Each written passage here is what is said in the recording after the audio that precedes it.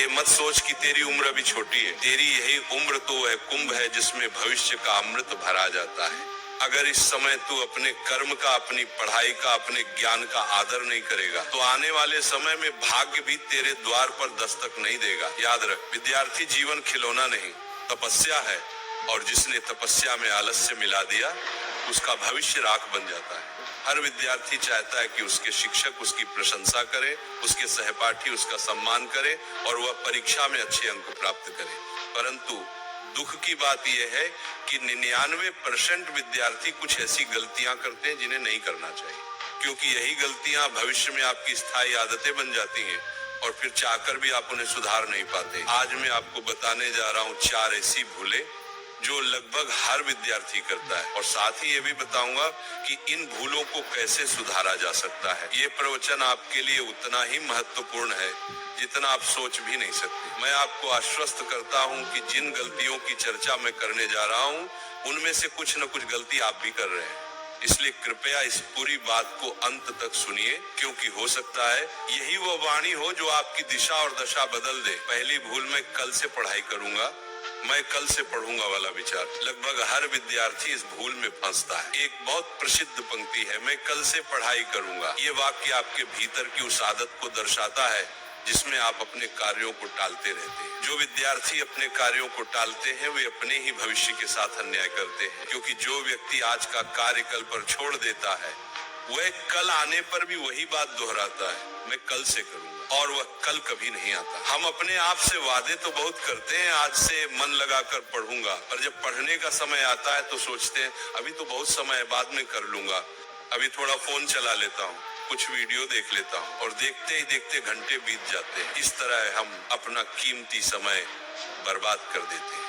सोचिए, यदि मैं आपको रोज एक छोटी लकड़ी तोड़ने को दूं तो आप आसानी से तोड़ देंगे, पर यदि मैं आपको सारी लकड़ियां एक साथ दे दूं और कहूं अब तोड़ो तो आप नहीं तोड़ पाएंगे। यही हाल परीक्षा का होता है। अगर आप रोज थोड़ा थोड़ा पढ़ेंगे तो परीक्षा आने पर आपको कोई घबराहट नहीं होगी, क्योंकि आपने पहले से अपना पाठ्यक्रम पूरा कर लिया होगा। लेकिन अगर आप सब कुछ परीक्षा के एक दिन पहले पढ़ने बैठेंगे तो आपको कुछ समझ में नहीं आएगा। इसलिए इस भूल को तुरंत सुधारिए। नियमित रूप से अध्ययन कीजिए, चाहे थोड़ा ही पढ़ें, लेकिन नियमितता बनाए रखें। कभी भी कार्य को कल पर मत छोड़िए, आज का कार्य आज ही कीजिए।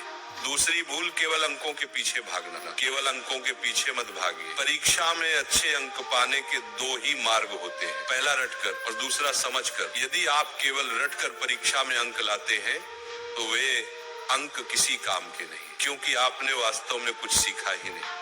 वह तो केवल कॉपी पेस्ट का काम हुआ। मैंने अनेक विद्यार्थियों को देखा है जो केवल रटकर पास होते हैं लेकिन जीवन में कुछ नहीं कर पाते, क्योंकि उन्होंने कभी कौशल और आत्मविकास पर ध्यान नहीं दिया। वहीं मैंने ऐसे भी विद्यार्थी देखे हैं जिनके अंक बहुत ऊंचे नहीं थे, पर उन्होंने अपने कौशल पर, अपनी समझ पर ध्यान दिया और आज वे सफल हैं, बड़े बड़े उद्योगों के स्वामी हैं या अपना व्यवसाय चला रहे हैं।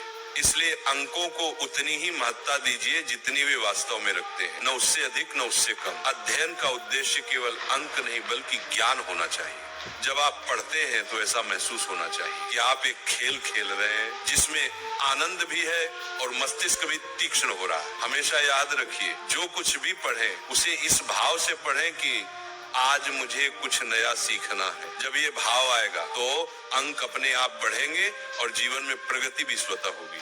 तीसरी भूल, गलत संगति। आपने सुना होगा, मुझे अपने मित्र दिखाओ, मैं तुम्हारा भविष्य बता दूंगा। ये वाक्य बिल्कुल सत्य है। हमारा भविष्य हमारे चारों ओर के लोगों पर निर्भर करता है। यदि आपके आसपास नकारात्मक लोग हैं तो आप भी धीरे धीरे नकारात्मक बन जाएंगे, और यदि आपके आसपास सकारात्मक श्रेष्ठ लोग हैं तो आप भी वैसे ही बन जाएंगे। संगति का प्रभाव अत्यंत गहरा होता है। अच्छी संगति आपको ऊंचा उठाती है, बुरी संगति नीचे गिरा देती है। इसलिए सदैव ऐसे मित्र चुनिए जो आपसे एक स्तर ऊपर हो, बुद्धि, आचरण और विचारों में, क्योंकि जब आप ऊंचे स्तर के लोगों के साथ रहेंगे तो आप भी उनके समान बनने लगेंगे। अगर आपके मित्र धूम्रपान करते हैं, शराब पीते हैं, तो आज नहीं तो कल आप भी वैसे ही बन जाएंगे। पर यदि आपके मित्र बुद्धिमान और परिश्रमी हैं तो आप भी उनके जैसे उत्कृष्ट बनेंगे। अच्छे मित्रों के साथ रहेंगे तो अच्छी बातें सीखेंगे, बुरे मित्रों के साथ रहेंगे तो बुरी आदतें आ जाएंगी। इसीलिए बुरी संगति से हमेशा दूर रहिए और अच्छे, विद्वान, समझदार मित्रों का साथ चुनिए। चौथी भूल, सोशल मीडिया का दुरुपयोग। सोशल मीडिया का निर्माण इसलिए हुआ था कि हम अधिक से अधिक लोगों से जुड़ सके, अपना ज्ञान साझा कर सके, लेकिन दुर्भाग्यवश आज हम सोशल मीडिया का उपयोग केवल समय नष्ट करने के लिए करते हैं। सच तो यह है कि हम सोशल मीडिया का उपयोग नहीं करते, बल्कि सोशल मीडिया हमारा उपयोग कर रहा है।